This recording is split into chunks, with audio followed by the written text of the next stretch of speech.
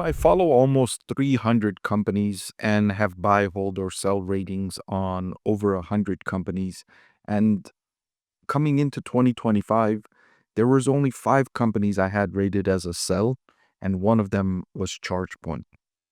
Hopefully, you avoided this company because it's already down 44% year to date, and I helped you avoid this overvalued stock coming into 2025. As I mentioned, ChargePoint stock is down 44% year to date here in 2025. And if I zoom out and give you the 5-year chart, ChargePoint stock is down 94%.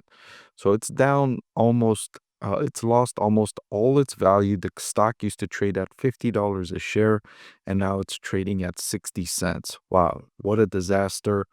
Even before I was on YouTube, I was writing articles for the Motley Fool, and I was telling investors to avoid this company. Of course, this was just my broader estimation that the electric vehicle industry was going to perform terribly following that huge boom in 2020 and 2021 when EV stocks soared unjustifiably, in my opinion.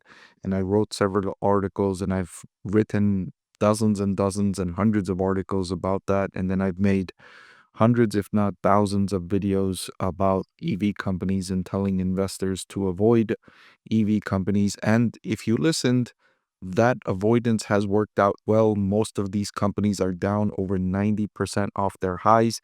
Even the most popular company in the EV space, Tesla, is relatively flat over the previous 5-year period, coming with incredible risk during that time. So looking at ChargePoint stock and its previous 7 to 8 year performance in terms of revenue and profitability, I see some notable differences here from the company.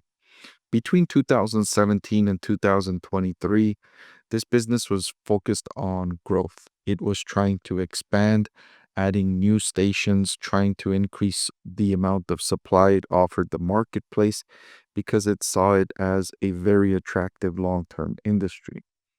Since 2023, however, when the cost of capital increased and that halo effect surrounding the electric vehicle industry all but evaporated, ChargePoint came to reality and said, look, we have to come to realization that this market is nowhere near what we were estimating it was going to be. Our estimates and the industry estimates were way too optimistic about the growth of the EV industry. Click the link below to watch the full video.